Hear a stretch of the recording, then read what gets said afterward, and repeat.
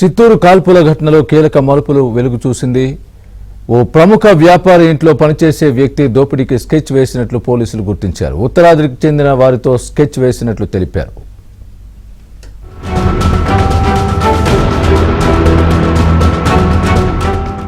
చిత్తూరులోని గాంధీ రోడ్డులో ఉదయం Pushpa kids world shopping సెంటర్లోకి 6 అంతర్రాష్ట్ర దొంగలు తుపాకులతో ప్రవేశించి భారీ చోరీకి యత్నం చేశారు. అయితే దొంగల దాడి నుంచి షాపు యజమాని చంద్రశేఖర్ గోడ దూకి తప్పించుకున్నాడు. ఈ క్రమంలో షాపు యజమానికి స్వల్ప గాయాలయ్యాయి. అయితే లోపల చొరబడ్డ దొంగలను షాపు యజమాని షట్టర్ వేసి బంధించాడు.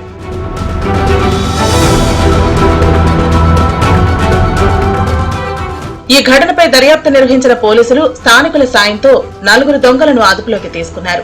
మరో 2 పరారీలో ఉన్నారు. ప్రధాన నిందితుడు సుబ్రహ్మణ్యాన్ని పోలీసులు ప్రశ్నిస్తున్నారు.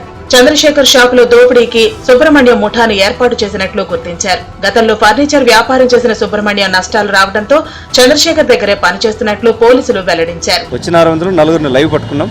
ఇంకొక 2 తప్పించుకోవడం జరిగింది. వాళ్ళు కూడా తొందరలోనే అరెస్ట్ చేస్తాం.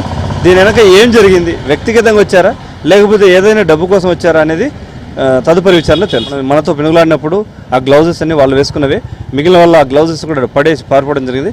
వాళ్ళ వెనక ఒక కత్తి కూడా తెచ్చుకున్నారు. ఆ కత్తిని అవన్నీ కూడా బండిలో పెట్టడం జరిగింది. అవి ఆ బండిలో ఉన్నాయనుకున్నారు కానీ బట్ ఆ బండిలోది కాదు, మేమే తీసుకొచ్చి దాంట్లో పెట్టాం. పైన ఏదైతే అఫెన్స్ నేరం చేయడానికి తెచ్చారో అవి తెచ్చుకున్న ఐటమ్సే. ఆ బండిని క్షుణ్ణంగా ఎఫ్ఎస్ఎల్ ద్వారా ఈ ఫింగర్ ప్రింట్స్ తీయాలని చెప్పి అక్కడ పెట్టాం.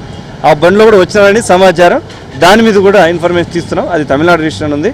ఇది ఎవరు తెచ్చారు, ఎలా తెచ్చారు అనేది ప్రస్తుతం విచారణ చేస్తున్నాం. లోకల్లో ఉన్నారు, నాన్ లోకల్లో 2 ఉన్నారు.